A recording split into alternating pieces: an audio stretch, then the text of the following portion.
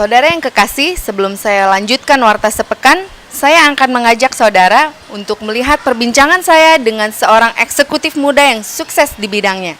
Saya akan menanyakan kepada beliau tentang KPK. Saudara Joe, bagaimana pendapat saudara mengenai KPK yang beritanya sekarang ini sedang booming? Bicara tentang KPK, sebenarnya bicara tentang KPK saya sangat tertekan. Apalagi orang tua saya yang selalu menyinggung masalah KPK. Tapi apa boleh buat, saya harus menjelaskan bahwa KPK itu sebenarnya menjadi sebuah motivasi dalam diri saya untuk mencari jati diri. Ya, saya juga harus mengetahui apa rencana Tuhan yang ada dalam diri saya. Sebab KPK mengajarkan bahwa saya itu harus berhati-hati dalam memilih pasangan hidup saya. Ya, sebenarnya KPK itu adalah pergumulan dalam hati saya. KPK, kapan punya kekasih? Itulah yang menjadi beban dalam diri saya. Karena saya menginginkan seorang kekasih yang seimbang, yang menurut sesuai dengan kehendak firman Tuhan. Jadi kapan punya kekasih? Jadi menurut saudara KPK itu ya sudahlah ya. Kalau menurut Bapak Kefas, KPK itu seperti apa, Pak? Boleh saya ambil? Oh ya, silakan. Ya.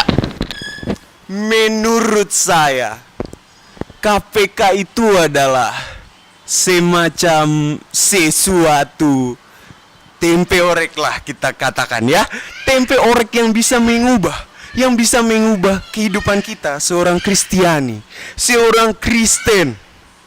Kenapa? Karena KPK itu sangat penting dalam hidup kita. Saya sangat senang, saya bahagia kali ketika melihat banyak orang berbincang tentang KPK. Wah, saya bahagia kali. Kenapa? Karena saya yakin ketika seseorang tahu tentang KPK, itu sangat berdampak luar biasa. Baik dalam kehidupannya bermasyarakat, kehidupannya di dalam gereja. Wah, itu sangat luar biasa KPK itu.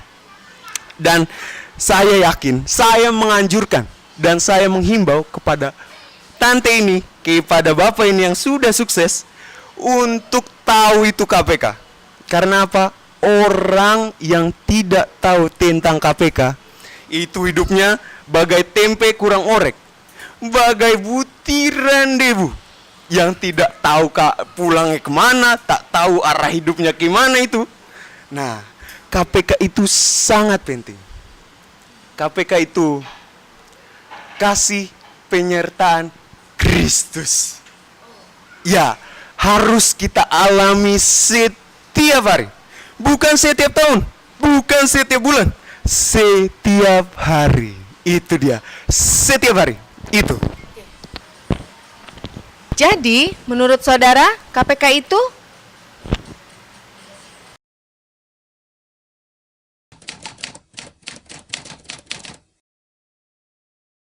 saudara yang dikasihi Tuhan, kegiatan pekan ini dimulai dari doa pengerja yang akan diadakan pada hari Selasa tanggal 24 Februari jam 19.30.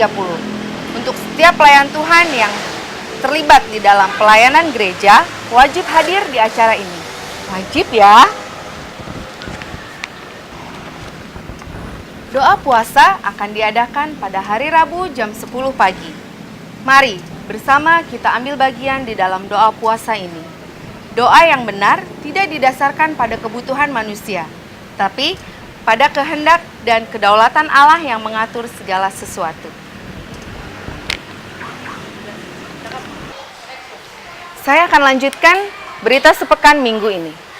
Kebaktian kebangunan rohani akan diadakan pada hari Rabu tanggal 25 Februari 2015 jam 19.30.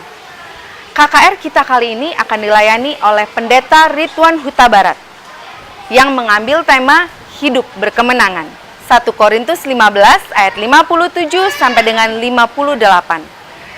Dan akan diisi oleh kesaksian pujian dari adik kita, Gracia Epifania, seorang gadis buta yang memiliki keterbatasan fisik, tapi tidak menghalangi keinginannya untuk melayani Tuhan dan menjadi berkat bagi sesama.